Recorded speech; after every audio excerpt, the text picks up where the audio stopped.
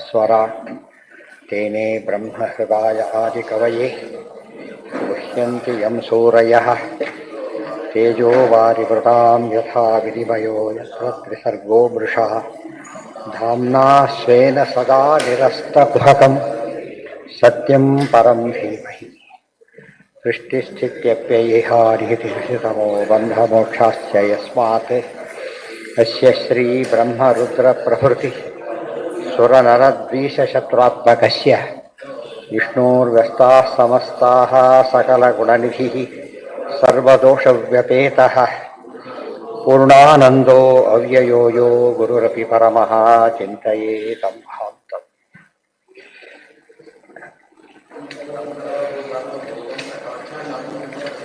अतः तं सर्वभूतात्मभूतं प्रशान्तं समदर्शनं भगवत्तेजसा स्पृष्टं नाशक्नोत् हन्तु बुद्ध्यमैः.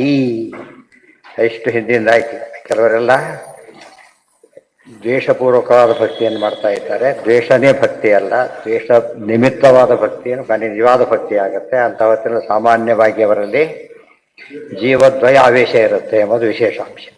ಅದೇ ರೀತಿಯಲ್ಲಿ ಸ್ನೇಹ, ಕಾಮ ಇತ್ಯಾದಿ ಏನೇ ಕಾರಣ ಇದ್ದರೂ ಕೂಡ ಅದು ನೆಪನೇ ಹೊರತು ಕೊನೆಗೆ ಭಕ್ತಿನೇ ಮುಖ್ಯ ಕಾರಣ ಅಷ್ಟು ಹೇಳಿ ಈಗ ಮುಂದೆ ಕಥೆ ಹೇಳ್ತಾರೆ. ಈಗ ಪರಮಾತ್ಮ ಸಮ ಅಂತ ಹೇಳೋದಕ್ಕೆ ತಂದೆ ಮಗ, ತಂದೆ ಹಿರಣ್ಯಕಶಿಪು, ಮಗ ಪ್ರಹ್ಲಾದನ ವಿಷ್ಣು ಭಕ್ತಿಯನ್ನು ಸಹಿಸಲಿಕ್ಕೆ ಸಾಧ್ಯ ಆಗ್ತಾ ಇಲ್ಲ ಅವನಿಗೆ. ಅವನೇನು ಮಾಡ್ದ? ತಂ ಸರ್ವಭೂತಾತ್ಮಭೂತಂ ಪ್ರಶಾಂತಂ ಸಮದರ್ಶನಂ ಭಗವತ್ತೇಜಸ ಸ್ಪೃಷ್ಟಂ ನಾ ಅಶಕ್ನೋತ್ ಹಂತುಂ ಉದ್ಯಮೈಹಿ. ಅವನು ಕೊಲ್ಲಕ್ಕೆ ಪ್ರಯತ್ನಪಟ್ಟ. ಯಾರನ್ನ? ಪ್ರಹ್ಲಾದನನ್ನ. ಆದರೆ ಕೊಲ್ಲಕ್ಕಾಗಲಿಲ್ಲ. ಯಾತಕ್ಕೆ?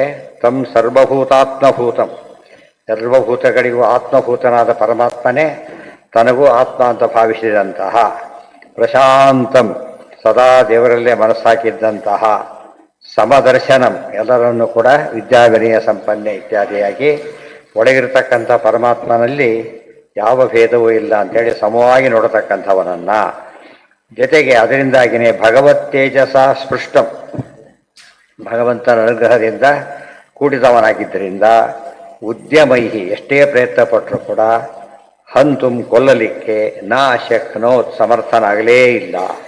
ಬರೀ ಕೊಲ್ಲಕ್ಕೆ ಅಸಮರ್ಥನಾಗಲಿಲ್ಲ ಅಲ್ಲ, ಇಷ್ಟೆಲ್ಲ ಕಾರಣ ಇದ್ದಿದ್ದರಿಂದ ಕೊಲ್ಲಕ್ಕಾಗಲಿಲ್ಲ. ಇವನಿಗೇನಿದೆ ಈ ಮಧ್ಯೆ ಬ್ರಹ್ಮದೇವರ ವರ ಇದೆ, ಆದರೂ ಕೂಡ ಕೊಳ್ಳಕ್ಕಾಕೆ ಭಗವತ್ತೇಜಸ ಸ್ಪೃಷ್ಟಂ, ಭಗವಂತ ಅನುಗ್ರಹ ಇದ್ದಾಗ ಯಾವ ರೀತಿಯೂ ಸಾಧ್ಯ ಇಲ್ಲ. ಬದುಕಲ್ಲಿ ಜಡಭರ್ತನ ಕೊಲ್ಲಕ್ಕೆ ಭದ್ರಕಾಳಿಗಾಗಲಿಲ್ಲ. ಆಗೇನು ಮಾಡಿಲ್ಲೋ ಅವನ್ನೇ ಕೊಂದುಬಿಟ್ಟು ಉದ್ಧಾರ ಮಾಡಿ ಹೋಗಿ ಇದನ್ನು ರಕ್ಷಿಸಿಬಿಟ್ಟು. ಅದೇ ರೀತಿ ಭಗವತ್ ಎರಡು ದೊಡ್ಡ ಕೇಸುಗಳು ತಾನೇ ಹಿಡಿದು ಕತ್ತಲ್ದಾಗ ಹೊರಟಿದ್ದಾನೆ, ಇಲ್ಲೂ ತಡೆ ಕತ್ತಲ್ಸ ಹೋಗ್ತಾನೆ, ಎರಡು ಸಿಮಿಲರ್. ಆ ಕ್ಷಣಕ್ಕೆ ಇಲ್ಲಿ ಭದ್ರಕಾಳಿಯಿಂದ ರಕ್ಷಣೆ ಮಾಡಿಸ್ತಾ, ಇಲ್ಲಿ ತಾನೇ ಬಂದ, ಇಷ್ಟೇ ವ್ಯತ್ಯಾಸ. ಅಂತೂ ಪರಮಾತ್ಮ ಯೋಗಕ್ಷೇಮಂ ಮಹಾಮ್ಯಂ ಅಂತ ಏನು ಹೇಳಿದ್ದಾನೆ ಅದನ್ನು ಪೂರ್ಣವಾಗಿ ತೋರಿಸಿದ್ದಾನೆ. ಇದಿಷ್ಟು ನಾವು ಭಗವದ್ಗೀತೆಯಲ್ಲಿ ತತ್ವ ಬಂದರೆ ಅದಕ್ಕೆ ನಿದರ್ಶನವನ್ನು ಭಾಗವತ ಹೇಳಿದೆ. ಗಜೇಂದ್ರಗೆ ಇನ್ನೇನು ಹೋಗಬೇಕು, ಅಷ್ಟು ತಕ್ಷಣ ತಾನೇ ಬಂದ. ಮತ್ತೆ ಕೊನೆಯ ಲಾಸ್ಟ್ ಮೂಮೆಂಟಲ್ಲಿ ಬಂದು ಕಾಪಾಡಿದ. ತತಸ್ಥೌ ಉದ್ಯಮ ಅಂದರೆ ಪ್ರಯತ್ನಗಳು. ಉದ್ಯಮ ಪ್ರಯತ್ನ. ಎಷ್ಟೇ ಉದ್ಯೋಗ ಮಾಡಿದರೂ ಕೂಡ, ಎಷ್ಟೇ ವಿಧದ ಪ್ರಯತ್ನ ಪಟ್ಟರೂ ಕೂಡ ಸಾಧ್ಯವಾಗಲೇ ಇಲ್ಲ. ಒಂದೆರಡಾಗಿದ್ದರೆ ಇನ್ನೊಂದು ರೀತಿ ಆಗ್ಬೋದು. ಒಂದು ದೃಷ್ಟಿಯಿಂದ ಅದು ಒಳ್ಳೆ ಮಾತು. ಅಚ್ಛೇದ್ಯ ಬಂತಲ್ಲ, ನೈನಂ ಚಿಂತಂತಿ ಶಸ್ತ್ರಾಣಿ ನೈನಂ ದಹತಿ ಪಾವಕಃ ನಚೈನಂ ಕ್ಲೇದಯಂತ್ಯಾಪಃ ನಶೋಷಯತಿ ಮಾರುತ ಅಂಬುದಕ್ಕೆ ಪ್ರಹ್ಲಾದ ಬೆಸ್ಟ್ ಎಕ್ಸಾಂಪಲ್. ಆದರೆ ಎಲ್ಲ ಜೀವರಿಗೂ ಕಾಮನ್ ಅದು. ಪ್ರಹ್ಲಾದನ ದೇಹನೂ ನಾಶ ಮಾಡಲಿಕ್ಕಾಗಲಿಲ್ಲ ಎಂಬುದು ವಿಶೇಷ. ಕಾರಣ ಒಳಗೆ ವಾಯುದೇವರ ಆವೇಶ ಇತ್ತಿದ್ದು, ದೇವರ ರಕ್ಷಣೆ ಆಗಿತ್ತು, ಆದ್ದರಿಂದ ಸಾಧ್ಯವಾಗಲಿಲ್ಲ. ಭಗವತ್ ತೇಜಸ್ ಎಂಬುದು ಎರಡರ್ಥನೂ ಬರುತ್ತೆ. ಭಗವಂತ ವಾಯುದೇವರಿಗೆ ಹೆಸರಿದೆ ಅಂತಲ್ವಾ, ಭಗವತ್ ಶ್ರೀಪದಾನಂದ ತೀರ್ಥ ಭಗವತ್ಪಾದರು ಅಂತ ಹೇಳ್ಬೇಕಾದ್ರೆ ಬಂದಿದೆ. ಇದು ಮುಖ್ಯ ಭಗವಂತ ಪರಮಾತ್ಮ, ಅನಂತರ ಭಗವಂತನ ಪ್ರತಿಮೆ ಇವರು. ಆದ್ದರಿಂದ ಹರಿವಾಯುಗಳಿಂದ ರಕ್ಷಿತರಾದವರನ್ನ ಎಂದೂ ಸಹ ಇದು ಮಾಡಲಿಕ್ಕೆ ಬರೋದಿಲ್ಲ. ಅರ್ಥ ಯಾತಕ್ಕೆ ಮಾಡಬೇಕಂದ್ರೆ ವಾಯುನಾಚ ಸಮಾವಿಷ್ಟ ಬೇರೆ ಕಡೆ ಹೇಳಿದ್ದಾರೆ, ಪ್ರಮಾಣ ಇದೆ, ಅದೆಲ್ಲ ಮುಂದೆ ಬೇಕಾಷ್ಟು ಬರುತ್ತೆ. ಆ ಹಿನ್ನೆಲೆಯಲ್ಲಿ ಇಬ್ಬರಿಂದ ರಕ್ಷಿತರಾದವರನ್ನ ಅಂತ ಅರ್ಥ. ಸರ್ವಭೂತಾತ್ಮನಿ ಭೂತಂ, ಸರ್ವಭೂತ ಆತ್ಮನಿ ಭೂತಂ, ಸರ್ವಭೂತಗಳಿಗೂ ಆತ್ಮವಾದಂಥ ಪರಮಾತ್ಮನೊಳಗೆ ಮನಸ್ಸಾಕಿದವನನ್ನು ಅಂತ ಅರ್ಥ. ಸರ್ವಭೂತಾತ್ಮನಿ ಎಲ್ಲ ಪ್ರಾಣಿಗಳಿಗೂ ಕೂಡ, ಯಾರು ಬ್ರಹ್ಮಾದಿಗಳಿಗೂ ಕೂಡ ಸ್ವಾಮಿಯಾದಂಥ ಪರಮಾತ್ಮನನ್ನ ಆತ್ಮೇತಿ ರೂಪಗಚ್ಚಂತಿ ಗ್ರಹಯಂತಿ ಚ. ಆ ಸೂತ್ರದ ಅರ್ಥ ಇದೆ. ಸರ್ವಭೂತಾತ್ಮನಿ ಭೂತಂ, ಸರ್ವಭೂತಗಳಿಗೆ ಸ್ವಾಮಿಯಾದಂಥ ಪರಮಾತ್ಮನಲ್ಲಿ ನೆಲೆಸಿದ ಬ್ರಹ್ಮಭೂತಂ ಅಂತ ಅರ್ಥ. ಬ್ರಹ್ಮಭೂತಂ ಅಂದ್ರೇನು? ಬ್ರಹ್ಮಣಿ ಭೂತಂ, ದೇವರಲ್ಲಿ ಇರ್ತಕ್ಕಂಥವರನ್ನ. ತತಸ್ಥೌ ರಾಕ್ಷಸೌ ಜಾತೋ ಕೇಶಿನ್ಯಾಂ ವಿಶ್ರವಸ್ಸುತೌ ರಾವಣ ಕುಂಭಕರ್ಣಶ್ಚ ಸರ್ವಲೋಕ ಪ್ರತಾಪನೌ. ಹಿಂದೆ ಜೈವಿತರೇನಿದ್ರಲ್ಲ ಅವರು ಹಿರಣ್ಯಕಶಿಪು ಹಿರಣ್ಯಾಕ್ಷರ ಅಲ್ಲಿ ಆವೇಶ ಮಾಡಿ ರಾಕ್ಷಸರಾಗಿ ಹುಟ್ಟಿದ್ರು. ನೋಡಿ, ಕಷ್ಟ ಹೇಳ್ತಾರೆ ತಸ್ತವ್ ರಾಕ್ಷಸವು. ಅವರು ಬ್ರಾಹ್ಮಣರು ಬ್ರಹ್ಮಹತ್ಯೆ ಅನ್ನೋ ಮಾತಿಗೆ ಅರ್ಥನೇ ಇಲ್ಲ. ಏನವರು ರಾಕ್ಷಸರು. ಯಾಕೆ ತಾಯಿ ಜಾತಿ ಬರುತ್ತೆ ಅಂತ ಹೇಳಿದ್ರಿಂದ ಕೇಕಸಿ ರಾಕ್ಷಸಿ ಆದ್ದರಿಂದ ಒಂದು ಸರ್ತಿ ಕೂಡ ಆಚಾರ್ಯ ಏನಂತ ಕರೆದಿಲ್ಲ ಅವರನ್ನ? ಬ್ರಾಹ್ಮಣ ಅಂತ ಕರೆದಿಲ್ಲ, ಇಲ್ಲೂ ಕರೆದಿಲ್ಲ. ಭಾಗವತದಲ್ಲಿ ಮೂಲ ಗ್ರಂಥದಲ್ಲಿ ಎಲ್ಲೂ ಕರೆದಿಲ್ಲ. ಸಿನಿಮಾ ನಾಟಕದಲ್ಲಿ ಜಾಸ್ತಿಯಾಗಿ ಬಂದ್ಬಿಟ್ಟಿದೆ ಅದು. ಅಲ್ಲ, ತತಸ್ಥೌ ಬ್ರಹ್ಮಣಿ ಭೂತೌ ಭೂತಂ, ಬ್ರಹ್ಮಣಿ ಪರಮಾತ್ಮನಲ್ಲಿ ಹೆಸರೋನು. ಸರ್ವಭೂತಾತ್ಮ, ಭಗವದ್ಗೀತೆಯಲ್ಲಿ ಸರ್ವಾತ್ಮ ಸರ್ವಾತ್ಮ ಭೂತಂ, ಪರಮಾತ್ಮನೇ ಎಲ್ಲ ಪ್ರಾಣಿಗಳಿಗೂ ಕೂಡ ಸ್ವಾಮಿಯಾಗಿದ್ದಾನೆ ಅಂಥೇಳಿ ಅವನಲ್ಲೇ ಮನಸ್ಸಿಟ್ಟವರನ್ನು ಯಾರೂ ಏನೂ ಮಾಡೋಕ್ಕಾಗೋದಿಲ್ಲ. ಬಂದಿದೆ ಅದೇ, ಇದೇ ಅರ್ಥ ಮಾಡ್ಬೇಕು ಅದಕ್ಕೆಲ್ಲ ಕೂಡ. ಇದು ಎಲ್ಲಿ ಒಂದು ಪದ. ಹಾಂ,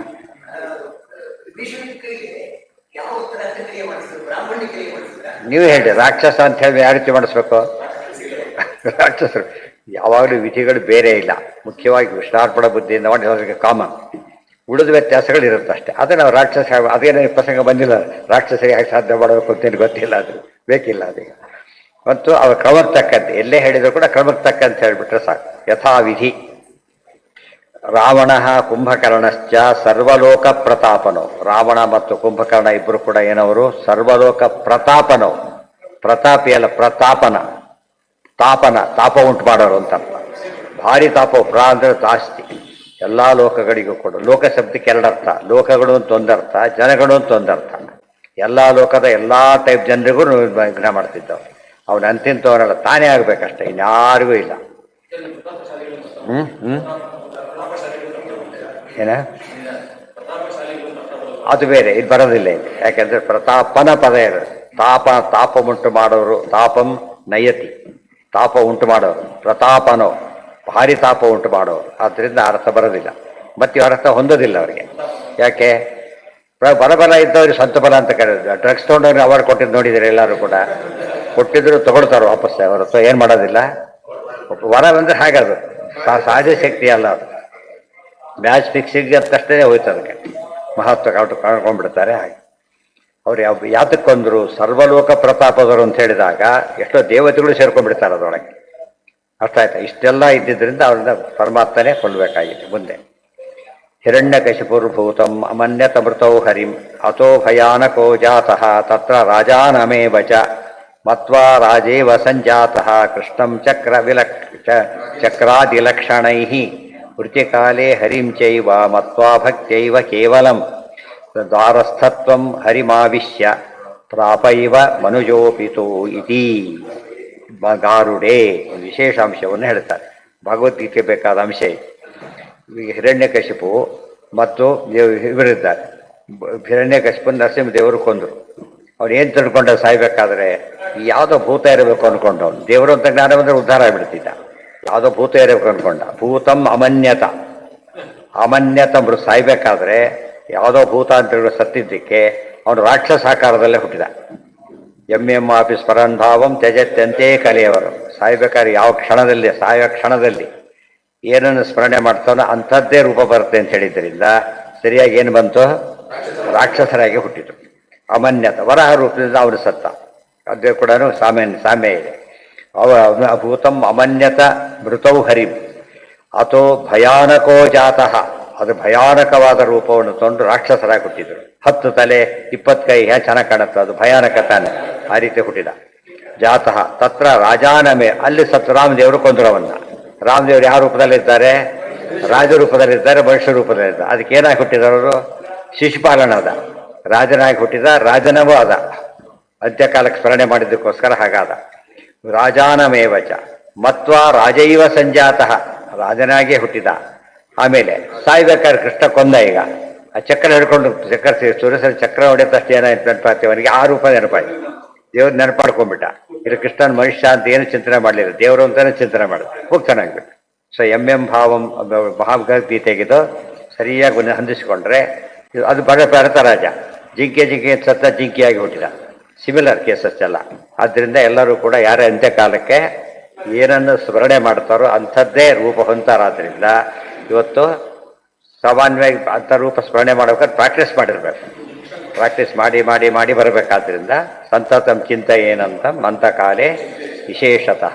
ಇದಕ್ಕಿಂತ 3 ತಾಸು ಬರೆದ್ರೆ 3 ತಾಸು ಬರಲಿಕ್ಕಾಗತ್ತಾ? 3 ತಾಸು ಬರೋ 100 ತಾಸು ಓದಿರ್ಬೇಕು. ಅಲ್ಲೂ ಪೂರ್ತಿ ಬರಲಿಕ್ಕಾಗೋದಿಲ್ಲ ಎಲ್ರಿಗೂ. ಸಿಮಿಲರ್ ಅಂತ ಕರ್ಕೊಂಡು ಹೇಗೆ ರಾಜನಾಗಿ ಹುಟ್ಟಿದ್ನಲ್ಲ. ಯಾಕೆ ಇಬ್ಬರು ಸತ್ತಿದ್ದು ಯಾರಿಂದ? ರಾಮದೇವರಿಂದ. ರಾಮದೇವ್ರ ರಾಜ ಅಂತ ಹೇಳಿ ಇಬ್ಬರು ರಾಜನಾಗೆ ಹುಟ್ಟಿದ್ರು. ಸೇಮ್ ಏನು ಹೇಳುತ್ತೆ ಇಬ್ಬರಿಗೂ ಕಾಮನ್ ಅದು.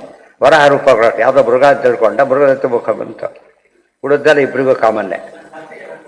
ಸೊ ಒಂದು ಹೇಳಿದ ಮೇಲೆ ಆ ಸಿಮಿಲರ್ ಕೇಸನ್ನು ಅಪ್ಲೈ ಮಾಡ್ಕೊಂಡ್ಬಿಡ್ಬೇಕು. ಹೇಗೆ ಲೆಕ್ಕ ಹಿಡಿಬೇಕಾಗಿಲ್ಲ. ಲೆಕ್ಕ ನಾವು ಹಿಡಿದ್ರೆ ಅವ್ರು ಹಿಡಿದಾರೆ, ನಾವು ಹಿಡಿದ್ರೆ ನಾವು ಬಿಟ್ಟು ಲೆಕ್ಕ ಇಲ್ಲ. ದತ್ತೋಕ್ರ ಕಥೆ ಹೇಳ್ಬಿಟ್ಟಿದ್ದಾರೆ. ಶಿಶುಪಾಲನ ಕಥೆ ಇನ್ನೊಂದು ರೀತಿ ಆಯಿತು, ಅದು ಮತ್ತೊಂದು ರೀತಿ ಆಯಿತು ಅಷ್ಟೇ ಹೊರತು ಕೆಲವು ವಿಷಯಗಳು ಒಬ್ಬರಿಗೆ ಹೇಳಿದ ಮೇಲೆ ಸಮಾನರಿಗೆ ಅದೆಲ್ಲ ಅಪ್ಲಿಕಬಲ್ ಅವರಿಗೆ. ದ್ವಾಸ್ತತ್ವಂ ಹರಿಮಾವಿಶ್ಯ ಪ್ರಾಪೈವ ಮನುಜೋಪಿತು ಇತಿ ಗಾರುಡೇ. ವಿಷ್ಣು ಭಕ್ತೇಶ್ಚ ತಜ್ಞಾನಾತ್ ಅನ್ಯತೋ ಮುಕ್ತಿವಾಚಕಾಃ ವಿಷ್ಣೋರ್ಗುಣಾ ಹ್ರಾಸವಾಚಃ ಶ್ರೀ ಬ್ರಹ್ಮಾದಿರ್ಯಥಾಕ್ರಮಾತ್ ವಿಷ್ಣುವಾದಿದ್ವೇಷಯುತಶ್ಚೈವ ಸುಖವಾಚಸ್ತಥಾಖಿಲಾಃ ಮೋಹನಾರ್ಥಾಃ ಸಮುದ್ದಿಷ್ಟಾಃ ಯಥಾರ್ಥ ದ್ಯೋತಕಾಸ್ತಥಾ ಇತಿ ಪ್ರಕಾಶ ಸಂಹಿತಾಯಾಮ್. ವಿಷ್ಣು ಒಂದು ಹೇಳ್ತಾರೆ, ಅವನು ಮುಕ್ತಿ ಆಗಲಿಕ್ಕೆ ಮುಖ್ಯವಾದ ಕಾರಣ ಭಕ್ತಿನೇ, ಇನ್ಯಾವುದೂ ಅಲ್ಲ. ಅಷ್ಟು ಹೇಳಿದ ವಿರುದ್ಧ ಏನಾದ್ರು ಹೇಳಿದರೆ ಅದನ್ನು ತಾತ್ಪರ್ಯ ಅಂತ ತಿಳ್ಕೊಂಡು ಹೋಗಬೇಡಿ ಅಂತ ಹೇಳ್ಬಿಟ್ಟು. ವಿರುದ್ಧವಾಗಿ ಏನೋ ಹೇಳಿದರೆ ಏನು ಮಾಡ್ತಾರೆ, ಇದನ್ನು ಅದು ತಾತ್ಪರ್ಯ ಇಲ್ಲ, ಅಸರ್ಮೋಹನ ಅನೇಕ ಕಾರಣಕ್ಕೆ ಹೇಳಿರ್ತಾರೆ ಹೊರತು ಸಿದ್ಧಾಂತ ಅಲ್ಲ. ಶ್ರೀ ವಿಷ್ಣು ಭಕ್ತಶ್ಚ ತಜ್ಞಾನಾತ್, ವಿಷ್ಣು ಭಕ್ತಿ ಅದಕ್ಕೆ ಬೇಕಾದ ವಿಷ್ಣು ಜ್ಞಾನ, ಅವೆರಡು ಬಿಟ್ಟು ಮುಕ್ತಿಯ ಅನ್ಯತೋ ಮುಕ್ತಿವಾಚಕ, ಬೇರೆಯಿಂದ ಮುಕ್ತಿ ಆಗುತ್ತೆ ಅಂತೆಲ್ಲರೂ ಹೇಳಿದರೆ ಅದು ಎರಡರ್ಥ. ಮೋಹನಕ್ಕೊಂದು ಕ್ರಮವಾಗಿ ಆಗುತ್ತೆ, ಜ್ಞಾನ ಬಂದು ಸೇರಿಸ್ಕೋಬೇಕಲ್ಲ. ಹಿಂದೆ ಹೇಳಿದ್ದಾರೆ, ಕೋಟ್ ಮಾಡಿದ್ದಾರೆ ಏನಂತ, ಬ್ರಹ್ಮಜ್ಞಾನೇನ ವಾ ಮುಕ್ತಿ ಪ್ರಯಾಗ ಮರಣೇನ ವಾ ಅಥವಾ ಸ್ನಾನ ಮಾತ್ರೇಣ ಗೋಮತ್ಯಾಂ ಕೃಷ್ಣ ಸನ್ನಿಧೌ. ಎಲ್ಲಿ ಬಂದಿತ್ತು? ಗೀತಾಭಾಷದಲ್ಲಿ ಹೇಳಬೇಕಾದ್ರೆ ಕರ್ಮಣೈಭಿ ಸಂಸಿದ್ಧಿಂ ಆಸ್ಥಿತ ಜನಕಾದಯ ಅಂತ ವಾಕ್ಯ. ಜನಕಾದಿಗಳು ಕರ್ಮದಿಂದನೇ ಸಿದ್ಧಿ ಹೋದರು ಅಂತ ಹೇಳ್ಬೇಕು. ಇಷ್ಟೆಲ್ಲ ಡಿಸ್ಕಸ್ ಮಾಡಿದ್ದಾರೆ. ಆದ್ದರಿಂದಾನೇ ಕರ್ಮಣೈವ ಅಂತ ಪದ ಇದ್ದರೂ ಕೂಡ ಜ್ಞಾನೇನೈವ ಅಂತ ಹೇಳೋದಕ್ಕೆ ಈ ಶ್ಲೋಕ ತಗೊಂಡು ಇವತ್ತು ಶ್ಲೋಕ ಸಿಗುತ್ತೆ ಸ್ಕಂದ ಪುರಾಣದೊಳಗೆ. ಮುಕ್ತಿ 3 ದಾರಿ ಅಂತ ಹೇಳಿಬಿಟ್ರು. ಒಂದು ಬ್ರಹ್ಮಜ್ಞಾನೇನ ವಾ ಮುಕ್ತಿ, ಎರಡನೇದು ಪ್ರಯಾಗದಲ್ಲಿ ಸಾಯೋದು, ಮೂರನೇದು ಸ್ನಾನ ಮಾಡೋದು. ಬ್ರಹ್ಮಜ್ಞಾನ ಭಾರಿ ಕಷ್ಟ, ಅದ್ರ ಎರಡನೇದು ಸಾಯೋದು, ಹಾಸ್ಯೋದು.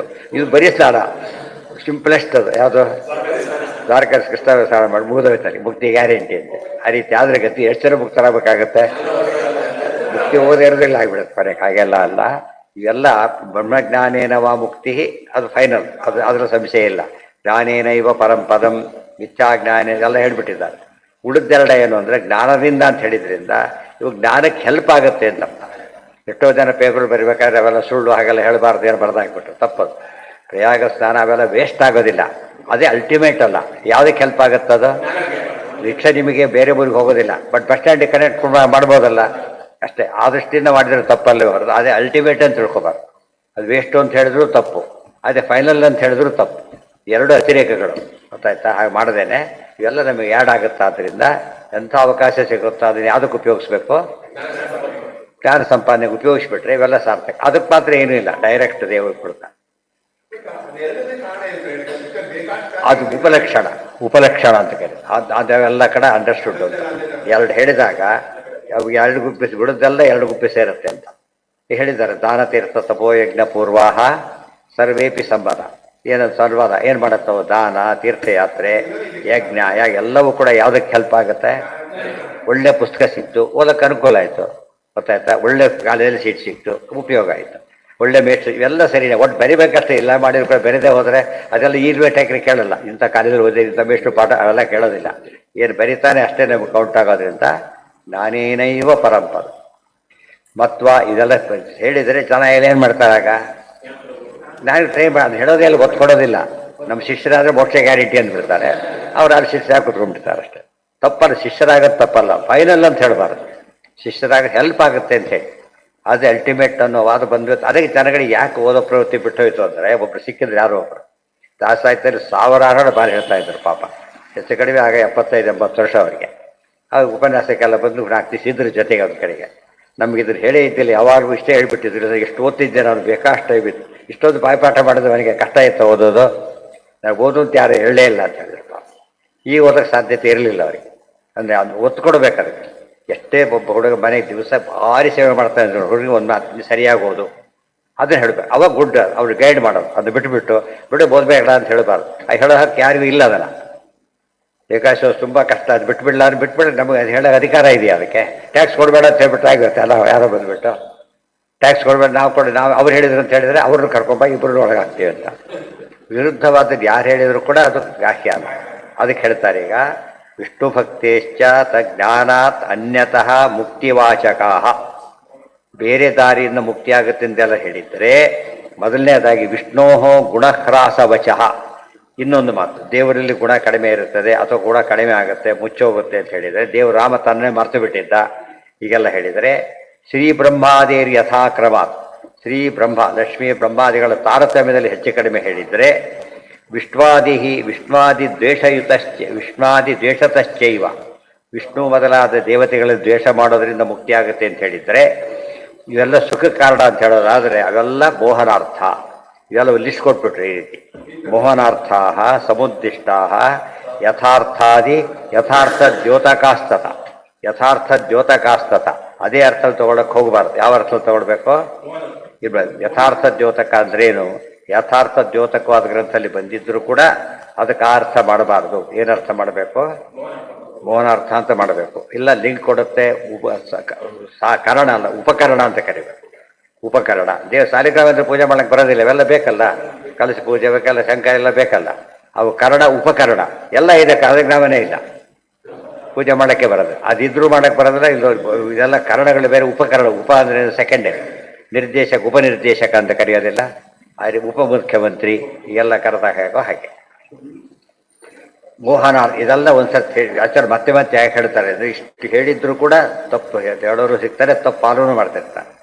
ಗುರುಗಳ ಕೆಲಸ ಮತ್ತೆ ಮತ್ತೆ ಹೇಳೋದು ಅವ್ರ ಕೆಲಸ. ಆವೃತ್ತಿ ಅಸಕರದ ಉಪದೇಶ, ಅದು ಸಾಮಾನ್ಯ ಒಂದರ್ಥ ಏನೋದಕ್ಕೆ ಅಂದರೆ, ಶಿಷ್ಯರಾದವರು ಮತ್ತೆ ಮತ್ತೆ ಆವೃತ್ತಿ ಮಾಡಬೇಕು ಅಂತ ಒಂದರ್ಥ, ಇವರು ಕೂಡ ಆವೃತ್ತಿ ಮಾಡಿ ಹೇಳಬೇಕು ಅಂತ. ಗುರುಗಳಿಗೂ ಅಪ್ಲೈ ಆಗುತ್ತೆ ಕೆಲಸ. ಎಷ್ಟೋ ಸರ್ತಿ ಇನ್ನೊಂದು ಸರ್ತಿ ಹೇಳಿಲ್ಲ ಅಂದ್ಬಿಡ್ತಾರೆ. ಆ ಸಲ ಏನೋ ಕಾರ್ಯಕ್ರಮಕ್ಕೆ ಹೇಳಿರ್ತಾರೆ, ಹೇಳಿದ್ರಿ ಮತ್ತೆ ಮತ್ತೆ ಕಂಡ ಹೇಳಿಲ್ವಲ್ಲ, ಬರಲಿಲ್ಲ ಅಂದ್ಬಿಡ್ತಾರೆ. ಮತ್ತೆ ಮತ್ತೆ ಹೇಳ್ಬೇಕು ಅದಕ್ಕೆಲ್ಲ. ಇದಕ್ಕೆ ಎಷ್ಟು ಹೇಳಿದ್ರು ಕೇಳೋದಿಲ್ಲ, ಹೇಳೋದು ಇಲ್ಲ. ಹಾಗೆ ಮಾಡಬಾರ್ದು.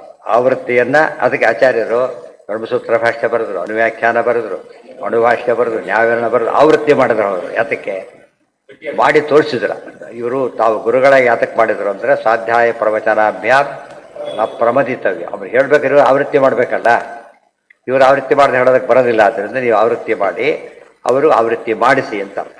ಮಾಡೋ ಕೇಳೋರಿಗೆ ಅಷ್ಟೇ ಅಪ್ಲಿಕಬಲ್ ಅಲ್ಲ, ಅದು ಎಲ್ಲರಿಗೂ ಅಪ್ಲಿಕಬಲ್. ಎಲ್ಲದನ್ನು ಆವೃತ್ತಿ ಮಾಡಿ, ಗೊತ್ತಾಯ್ತಾ? ಒಂದೇ ಅಲ್ಲ, ಇಷ್ಟೊತ್ತು ಹೇಳಿದ್ರೆ ಬಸ್ ಕಡಿಮೆ ಮಾಡಿಬಿಟ್ರಲ್ಲ, ಮತ್ತೆ ಎಲ್ಲದನ್ನು ಆವೃತ್ತಿ ಮಾಡಿ. ಹರಿಕಥಾಂಸಾರ ಮತ್ತೆ ಮತ್ತೆ ಓದಿ. ಬಾಯ್ಪಾಠ ಮಾಡಲಿಕ್ಕೇನೆ ಆವೃತ್ತಿ ಮಾಡಬೇಕು. ಅರ್ಥ ತೆಗಬೇಕಾದ್ರೆ ನೀವು ಜಾಸ್ತಿ ಮಾಡಬೇಕು. ಬಾಯ್ಪಾಠಕ್ಕೆ ಅರ್ಥ ಇಲ್ಲದೆ ಮಾಡೋದು, ಗೊತ್ತಾಯ್ತಾ? ಅರ್ಥ ತಿಳ್ಕೊಳ್ಬೇಕಾದ್ರೆ ಬಹಳ ಹೆಲ್ಪ್ ಆಗೋದು ಆವೃತ್ತಿ ಮಾಡಿದರೆ ಮಾತ್ರ. ವಿಷ್ಣೋರ್ಭಕ್ತಿಶ್ಚ ತಜ್ಞಾದಾರನ್ಯತೋ ಮುಕ್ತಿವಾಚಕ ವೈರಾನುಬಂಧ ತೀವ್ರೇಣ ಧ್ಯಾನೇನ ಅಚ್ಯುತ ಸಾಮ್ಯತಾಂ ನೀತೌ ಪುನರ್ಹರೇ ಪಾರ್ಶ್ವಂ ಜಗ್ಮತುರ್ವಿಷ್ಣು ಪಾರ್ಷದವು. ಕೊನೆ 3ನೇ ಜನ್ಮದಲ್ಲಿ ಉದ್ಧಾರ ಆಗಿಬಿಟ್ರು ಅಂತ ಹೇಳಿಬಿಟ್ರು. ನೋಡಿ, ವೈರ ಅಂತ ಹೇಳಲಿಲ್ಲ, ವೈರಾನುಬಂಧ ತೀವ್ರೇಣ. ಅನುಬಂಧ ಅಂದರೆ ಭಕ್ತಿ ಅಂತ ಹೇಳಿಬಿಟ್ಟಿದ್ದಾರೆ. ಅಂದರೆ ದ್ವೇಷ ನಿಮಿತ್ತವಾಗಿ ಬಂದ ಭಕ್ತಿಯಿಂದಾಗಿ ಮತ್ತು ಧ್ಯಾನ ಮಾಡಿದ್ದರಿಂದಾಗಿ ಅಚ್ಯುತ ಸಾಮ್ಯತ, ಅವರಿಬ್ಬರು ಕೂಡ ಎಂಥ ಮುಕ್ತಿ ಹೊಂದಿದ್ರು? ಸಾರೂಪ್ಯ ಮುಕ್ತಿ. ಅದು ವೆರಿ ಇಂಟ್ರೆಸ್ಟಿಂಗ್. ಸಾರೂಪ್ಯ ಮುಕ್ತಿಯನ್ನು ಹೊಂದಿದರು. ಅಚ್ಯುತಾತ್ಮತ ನೀತೌ ಪುನಃ ಹರೇಹೇ ಪಾರ್ಶ್ವಂ. ಮತ್ತೆ ವಾಪಸ್ ಹೋದ್ರು ಎಲ್ಲಿಗೆ? ತಮ್ಮ ಜಾಗಕ್ಕೆ ಜೈವಿಜಯರಾಗಿ ಅಲ್ಲಿ ವಾಪಸ್ ಹೋಗ್ತವ್ರು. ಜಗ್ಮತು ವಿಷ್ಣು ಪಾರ್ಷದವು, ಮೂಲತಃ ವಿಷ್ಣು ಪಾರ್ಷದರವರು ಅಂಥೇಳಿ ಆ ವಿಷಯ ಮುಗಿಸ್ತು. ಬರೀ ವೈರಾತ್ ಒಂದು ಸರ್ತಿನೂ ಹೇಳಲಿಲ್ಲ. ಅನುಚಿಂತ ಅಂದರು, ವೈರಾನುಬಂಧ ಅಂತ ಕರೆದು, ಹಾಗೆಲ್ಲ ಕರೆದು ಕರೆದು ಕರೆದೋದು ದ್ವೇಷ ಅಲ್ಲ, ಮುಕ್ತಿ ಸಾಧನವಾಗಿದ್ದು ಭಕ್ತಿನೇ ಎಂಬುದನ್ನು ತಿಳಿಸಿದೆ. ವೈರಾನುಬಂಧ ವೈರಯುಕ್ತ ಭಕ್ತಿ, ಅದಕ್ಕರ್ಥ ವೈರದಿಂದ ಕೂಡಿದ ಭಕ್ತಿ. ಅನುಬಂಧಸ್ತು ಭಕ್ತಿ ಸ್ಯಾತ್, ಬಂಧ ಸ್ನೇಹ ಉದಾಹೃತ ಇತಿ ಚ. ಅನುಬಂಧಕ್ಕೆ ಏನಂತ ಕರೀತಾರೆ? ಭಕ್ತಿ ಅಂತ ಕರೀತಾರೆ. ಬಂಧ ಸ್ನೇಹ, ಬಂಧ ಅಂದ್ರೆ ಏನು? ಬಾಂಧವರು ಅಂತ ಕರೆಯೋದಿಲ್ಲ. ಬಾಂಧವರು ಅಂದ್ರೆ ಏನು? ಬಿಟ್ಟಿದ್ದಲ್ಲ ಬಂಧುಗಳು ಹೋಗ್ಬೇಕಲ್ಲ ಅಂತ ಹೇಳ್ತಾರೆ. ಬಿಟ್ಟಿದ್ದಲ್ಲ ಬಂಧುಗಳು ಹೋಗ್ಬೇಕಲ್ಲ, ಬಂಧು ಒಂದು ಬಂಧನ, ರಿಲೇಷನ್ಶಿಪ್ ಇದೆ, ಕಳ್ಕೊಳ್ಬಾರ್ದು. ಅದಕ್ಕಾಗಿ ಹೋಗ್ಬೇಕು. ಅದು ದೇವ್ರ ಜೊತೆ ಬಂಧುತ್ವ ಬರ್ಬೇಕು. ಯಾರ ಜೊತೆ ಬರ್ಬೇಕೀಗ ಅಂತ ಬಂಧುತ್ವ? ದೇವ್ರ ಜೊತೆ ಬಂದ್ಬಿಟ್ರೆ ತ್ವಮೇವ ಮಾತಾ ಚ ಪಿತಾ ತ್ವಮಾವ್ಯ ತ್ವಮೇವ ಬಂಧುಶ್ಚ ಸಖಾ ತ್ವಮೇವ. ಇದೆಲ್ಲ ಅರ್ಥ ಮಾಡಿಕೊಂಡ್ರೆ ದೇವರಲ್ಲಿ ಬಾಂಧವ್ಯ ಬಿಟ್ಟು ಎಲ್ಲ ಬಾಂಧವ್ಯ ಇಟ್ಕೊಂಡ್ರೆ ಬಂಧನ. ದೇವರಲ್ಲಿ ಒಂದು ಬಂಧದಿಂದ ಮುಕ್ತರಾಗ್ತಾ ಇರೋದ್ರೆ ದೇವರ ಬಂಧದಿಂದ ಮಾತ್ರ. ಉಳಿದೆಲ್ಲ ಬಂಧನೂ ಟೈಟ್ ಮಾಡಿಬಿಡುತ್ತೆ. ಈ ಬಂಧ ಏನು ಮಾಡುತ್ತೆ? ಈ ಬಂಧ ಬಿಡಿಸ್ಬಿಡುತ್ತೆ. ಎಲ್ಲ ಬಂಧ ಬಿಡಿಸೋ ಒಂದೇ ಒಂದು ಬಂಧ ಅಂದರೆ ದೇವ್ರ ಜೊತೆಗೆ ಅನುಬಂಧ. ಗೊತ್ತಾಯ್ತಾ? ಎಲ್ಲ ಬಂಧವನ್ನು ಬಿಡಿಸ್ತಕ್ಕಂಥ ಒಂದೇ ಒಂದು ಬಂಧ. ಅಂದರೆ ಎಲ್ಲ ಬಂಧಗಳು ಏನವೋ ಬಂಧಕ. ಇದು ಮೋಚಕವಾದ ಬಂಧ. ಮೋಚಕವಾದ ಬಂಧ ಇದು. ಓದ್ತಾನಲ್ಲ ಗಟ್ಟಿಯಾಗಿ, ಅದು ಮೋಚಕವಾದ. ಉಳಿದು ಏನೇನು ಕೆಲಸ ಮಾಡಿದ್ರು ಅದು ಫೇಲ್ ಆಗಲಿಕ್ಕೆ ಕಾರಣ. ಓದೋದು ಮಾತ್ರ ಯಾವುದಕ್ಕೆ ಕಾರಣ? ಪಾಸ್ ಆಗಲಿ. ಅದೊಂದು ಮಾತ್ರ ಇರಬೇಕು. ಅದಕ್ಕೆ ತದಲಂ ಬಹುಲೋಕ ವಿಚಿಂತನೆಯ ಬಂಧಕ. ಪ್ರವಣಂ ಕುರು ಮಾನಸ ಬೀಜ ಮೋಚಕ. ಅದಕ್ಕೆ ಉತ್ತರ. ಪ್ರತಿಯೊಂದು ಇನ್ಸ್ಟೆನ್ಸ್ಗೂ ಅರ್ಥ ಅದೊಂದು ಸೂಪರ್ ವಾಕ್ಯ. ಅದು ದರಿಯ ನೆನ್ಪಿಟ್ಕೊಬಿಟ್ರೆ ತದಲಂ ಬಹುಲೋಕ ವಿಚಿಂತನೆಯ. ನೋಡ್ತಾ ಇರ್ತಾರೆ, ಆಚಾರ್ಯ ನೆನಪ ಬಿಟ್ಟಿರ್ತಾರೆ. ಆ ಕಡೆ ತದಲಂ ಅಂತ ಹೇಳಿದ್ದಾರೆ, ಬೇಡ ಅಂತ ಹೇಳಿ. ಬೇರೆಯವರಷ್ಟೇ ಬೇರೆ ಬಿಟ್ಬಿಡಂದ್ರೆ ಓದಬೇಡ, ಇದ್ರ ಓದು ಅಂತೇಳಿ ಬಿಟ್ಬಿಡಂದ್ರೆ ಓದಬೇಡ ಅಂತಾರಲ್ಲ, ತದಲಂ ಬಹುಲೋಕ ವಿಚಿಂತನೆಯ.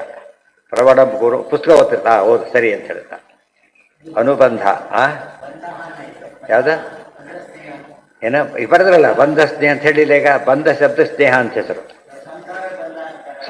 ಸಂಸಾರದಲ್ಲಿ ಸ್ನೇಹ ಬಂಧಕ ಅದು. ಗೊತ್ತಾಯ್ತಾ?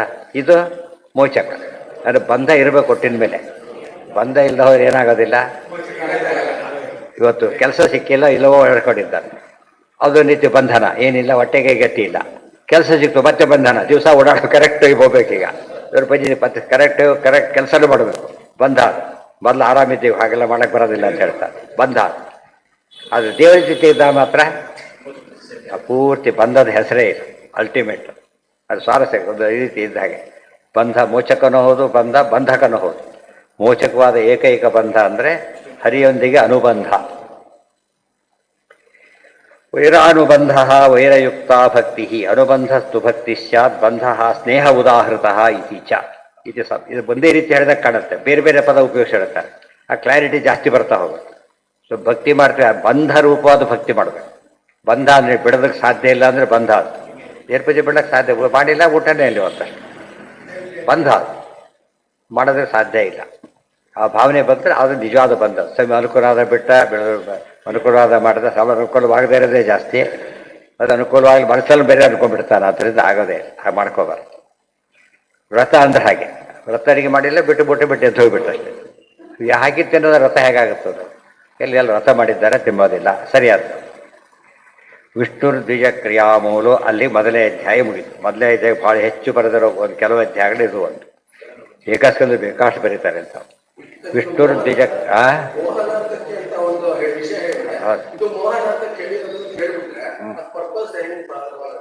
ಅಷ್ಟು ಹೇಳಿದ್ರು ಬಿಟ್ಟಿಲ್ಲ ಇವತ್ತು. ಇಷ್ಟು ಹೇಳಿ ಹಾಗಿದ್ರೆ ಪೀಕ್ ಯಾಕೆ ಮಾಡಿಲ್ಲಪ್ಪ? ಈಗ ಅಷ್ಟು ಹೇಳಿದ್ರು ಕೂಡ ಯಾಕೆ ಮಾಡಿದ್ರು? ಎಲ್ಲ ಪುರಾಣದಲ್ಲೂ ಹೇಳಿದ್ದಾರೆ. ಪ್ರಿಂಟ್ ಆಗಿರೋ encyclopaedia of religion and ethics ಅಂತ ಪುಸ್ತಕ ಸಿಗುತ್ತೆ. ಇಷ್ಟು ವಾಲ್ಯೂಮ್ಸ್ ಇದೆ. Encyclopaedia of religion and ethics ಅಂತೇಳಿ. ಅದರಲ್ಲಿ ಪುರಾಣದ ಬಗ್ಗೆ ಬರೀಬೇಕಾದ್ರೆ ಪುರಾಣ ಆರ್ 3 ಟೈಪ್ಸ್: ಸಾತ್ವಿಕ, ರಾಜಸ, ತಾಮಸ ಎಲ್ಲ ಬರೆದಿದ್ದಾರೆ ಅದರೊಳಗೆ. ಅವರು ಕೂಡ ಬರೆದರು. ಯಾವ ಬರೆದ ಮೇಲೆ ಅವರೇ ಬರೆದವರು ಫಾಲೋ ಮಾಡೋದು ಅವರು ಪಟ್ಟಿಗೆ. ಅಷ್ಟೇ. ಕೃಷ್ಣ ಹೇಳಿಲ್ಲ ದ್ವೇಷ ಮಾಡಿದ್ರೆ ಭಕ್ತಿ ಮುಕ್ತಿ. ಗೀತಾ ಹೋಗ್ತಿರಲ್ಲಪ್ಪ, ಮತ್ತೆ ದ್ವೇಷ ಮಾಡಿದ್ರೆ ಮುಕ್ತಿ ಆಗೋದಿಲ್ಲ, ಬಂಧನ ಆಗುತ್ತೆ ಅಂತ ಯಾಕೆ ಮತ್ತೆ ದ್ವೇಷ ಮಾಡ್ತಾರೆ? ಅಷ್ಟೇ. ಇವತ್ತು ಓದೋರು ಫೇಲ್ ಆಗುತ್ತೆ ಅಂತ ಗೊತ್ತಿದೆಯಲ್ಲ, ಹೋಗಲಿ. ಮತ್ತೆ ಎಷ್ಟು ಜನ ಓದ್ತಾರೆ ಹಾಗಿದ್ರೆ? ಅಷ್ಟೇ. ಅದು ನಾಳೆ ಪರಿಬಿಟ್ಟು ಮತ್ತೆ ಸೆಪ್ಟೆಂಬರ್ಗೆ ಓದಿದಾರೆ ಆಯ್ತು ಶುರು ಮಾಡ್ಬಿಡ್ತಾರೆ. ಅಂದರೆ ಅಷ್ಟು ಹೇಳಿದರೂ ಕೂಡ ಮನುಷ್ಯ ಮಾಡೋದಿಲ್ಲ. ಯಾಕೆ? ಬೇರೆ ಅಟ್ರಾಕ್ಷನ್ ಭಾಳ ಜಾಸ್ತಿ ಮನುಷ್ಯನಿಗೆ.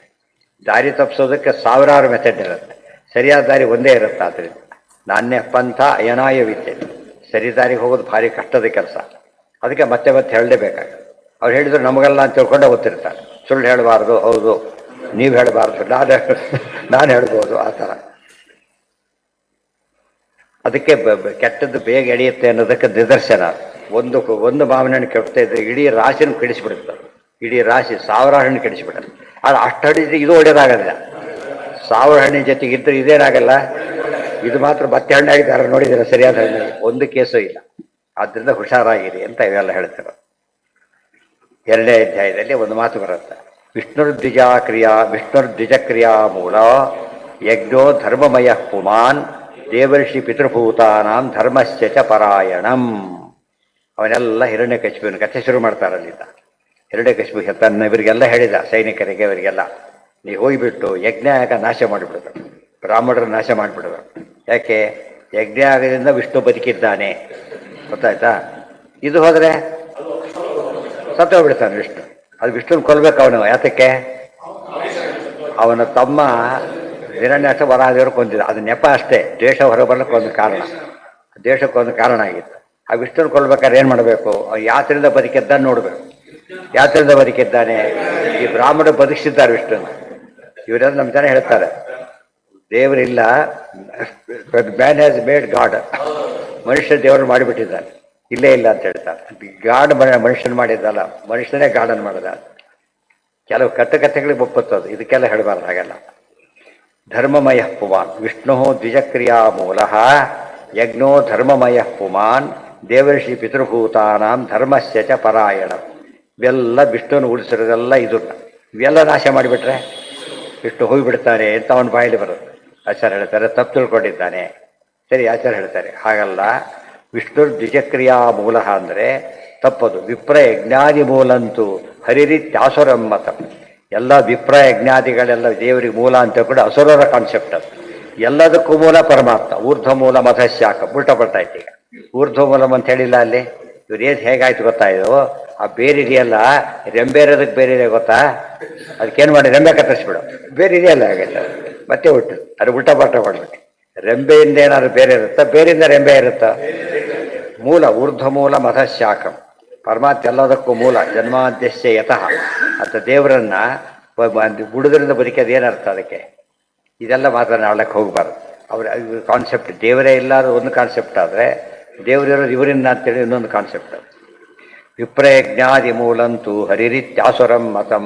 ಇವತ್ತೇನಾದರೂ ಇವರಿಂದನೇ ದೇವರು ಬದುಕ ಕರೀದ್ರಲ್ಲಿ ದೇವರೇ ಇರಬಾರ್ದ? ಯಾತಕ್ಕೆ ಅಂದರೆ ಯಾರು ಎಲ್ಲ ಬಿಟ್ಬಿಟ್ಟಿರ್ತಾರೆ, ಆದ್ದರಿಂದ ಸಾಲದು. ವಿಷ್ಣು ವಿಪ್ರಯಜ್ಞಾದಿ ಮೂಲಂತೂ ಹರಿರಿತ್ಯಾಸುರಂ ಮತಂ. ಆ ರೀತಿ ಯಾರ್ಯಾರು ತಿಳ್ಕೊಂಡಿರ್ತಾರೋ ನೋಡೋದಕ್ಕೇನಿದೆ, ಯಜ್ಞನೂ ಮಾಡ್ತಾರೆ, ಆರಾಧನೆ ಮಾಡ್ತಾರೆ, ಎಲ್ಲ ಮಾಡ್ತಾರೆ. ಬಟ್ ಅದು ಇವೆಲ್ಲ ದೇವರು ಉಳಿಸ್ತಾ ಇದೆ ಅಂತ ಮಾಡಿದರೆ ಅದು ಅಂಧಂತಮಸ್ಸಿಗೆ ಕಾರಣ. ಹರಿರೇವಹಿ. ಅದಕ್ಕೆ ಭಕ್ತಿ ಬಗ್ಗೆ ಏನು ಹೇಳ್ತಾರೆ? ಜ್ಞಾನ ಇರಬೇಕು. ಜ್ಞಾನ ಹೇಗಿರ್ಬೇಕು? ಯಾವಾಗಲೂ 100% ಕ್ಲಿಯರ್ ಇರಬೇಕು. ಎಲ್ಲಿ ನಮ್ಗೆ ಕನ್ಫ್ಯೂಷನ್ ಬಂದರೂ ಜ್ಞಾನದ ಮಹತ್ವ ಹೋಯ್ತಾರೆ. ಹರಿರೇವಹಿ ಸರ್ವಸ್ಯ ಮೂಲಂ ಸಮ್ಯಂಗ್ ಮತೋನ್ ರೂಪಾಯಿ ಇತಿ ಬ್ರಾಹ್ಮೆ. ನಿಜವಾಗ್ಲೂ ಹರಿಯೇ ಎಲ್ಲದಕ್ಕೂ ಮೂಲ ಅಂತ ಹೇಳೋದು ಅದು. ಅದಕ್ಕೆ ಸರ್ವಮೂಲ ಶಬ್ದಕ್ಕೆ ಅರ್ಥ ಅದು. ಸರ್ವಕ್ಕೂ ಸರ್ವನೇ ಮೂಲ, ವಿಷ್ಣುವೇ ಮೂಲ ಅಂತ ಹೇಳ್ಕೊಂಡ್ರೆ ಸರ್ವಮೂಲ ಸಾರಾಂಶ ಗೊತ್ತಾದಾಗ ಲೆಕ್ಕ. ಎಂಟೈರ್ ಎಸೆನ್ಸ್ ಆಫ್ ಸರ್ವಮೂಲ ಇರೋದು ಯಾವುದರಲ್ಲಿ? ಸರ್ವ ಸರ್ವಶರ್ವ ಶಿವಸ್ಥಾಣು ಸರ್ವ ವಿಷ್ಣು ಮೂಲಂ ಸರ್ವಸ್ಯ. ಇಲ್ಲೂ ಸರ್ವ ಅಲ್ಲಿಯೂ ಸರ್ವ, ಮಧ್ಯ ವಿಷ್ಣು ಇದ್ದಾರೆ. ಅದು ತಿಳ್ಕೊಂಡ್ರೆ ಅದೇನಾಗುತ್ತೆ? ಅದು ನಿಜವಾದ ಶಾಸ್ತ್ರದ ಸಾರ. ನಿತ್ಯ ಆತ್ಮ ಅವ್ಯಯ ಶುದ್ಧ ಸರ್ವವಿತ್ ಸರ್ವಗಸ್ಪರ ಧತ್ತೆ ವಾಸಾತ್ಮನೋ ಲಿಂಗಂ ಮಾಯಯ ವಿಸೃಜನ್ ಗುಣಾನ್ ಧತ್ತೆ ಅಸೌ ಆತ್ಮನೋ ಲಿಂಗಂ ಜೀವ ಮನ ಆದೀನಾಂ ಆಧಾರಂ ಬ್ರಹ್ಮ. ಹಿರಣ್ಯಕಶಿಪುವಿನ ಮಾತುಗಳಿಗೆ ತಾತ್ಪರ್ಯ ಬರೀತಾರೆ. ಹಿರಣ್ಯಕಶಿಪು ಹೇಳಿದ್ದೇ ಒಂದು, ವಸ್ತುಸ್ಥಿತಿ ಇರೋದೇ ಒಂದು ಅಂತ ಹೇಳ್ತಾ ಇದ್ದಾರೆ. ಹಿರಣ್ಯಕಶಿಪು ಏನು ಮಾಡ್ತಿದ್ದಾನೀಗ? ಲೋಕನಾಶ ಮಾಡ್ಲಿಕ್ಕೆ ಹೊರಟ. ಅವನಿಗೆ ಕಂಸ ಏನು ಮಾಡ್ದ? ಕೃಷ್ಣ ಹುಟ್ಟಿದ, ಮಿಸ್ ಆಗಿಬಿಟ್ಟ. ಈಗ ಅವನು ಕೊಲ್ಲಬೇಕು. ಯಾರು ಅಂತ ಗೊತ್ತಿಲ್ಲ. ಎಲ್ಲ ಶಿಶುಗಳನ್ನು ಕೊಂದು ಹಾಕಿಬಿಡಿ. ಇದು ರಾಕ್ಷಸರು, ಟೆರರಿಸ್ಟು. ಯಾರನ್ನೋ ಕೊಂದು ಹಾಕಿಬಿಡ್ತಾನೆ. ಅವನಿರೋದು ಯಾರನ್ನು ಕೊಂದರೂ ಕೂಡ ಇವರು ಒಳ್ಳೆಯವರಿಗೆ ಕೆಟ್ಟದಾಗಬೇಕು. ಇದು ಅವ್ರ ಕಾನ್ಸೆಪ್ಟ್. ಅದಕ್ಕೆ ಟೆರರಿಸ್ಟ್ಗಳ ಹೆಸರು ಅದಕ್ಕೆ ಬಂದಿತ್ತು. ಒಬ್ಬನು ಕೊಲೆಗಾರ ಬೇರೆ, ಟೆರರಿಸ್ಟ್ ಬೇರೆ. ಕೊಲೆಗಾರ ಏನು ಮಾಡ್ತಾನೆ? ಅವನೊಂದು ಮೋಟಿವ್ ಇದೆ. ಅವನು ಮಾತ್ರ ಕೊಲ್ತಾನೋ, ಬೇರೆದಕ್ಕೆ ಟ್ರೈ ಮಾಡೋದಿಲ್ಲ. ಇವನು ಹಾಗಲ್ಲ, ಯಾರು ಸಿಕ್ಕರು ಕೊಂದಿದ್ದಾಯ್ತು. ತಮ್ಮವ್ರಾಗ ಅವನು ಕೊಂದು ಹಾಕ್ಬಿಡ್ತಾನೆ, ಬಿಡೋದಿಲ್ಲ. ಅವನ ಉದ್ದೇಶ ಏನು? ಟೆರರ್ ಕ್ರಿಯೇಟ್ ಮಾಡಬೇಕು. ಟೆರರ್ ಇಷ್ಟ ಅವನು. ಯಾವುದು ಇಷ್ಟ ಅವನಿಗೆ? ಟೆರರ್ ಇಷ್ಟ ಆಗಿದ್ರೆ ಟೆರರ್ ಇಷ್ಟ ಅವನು.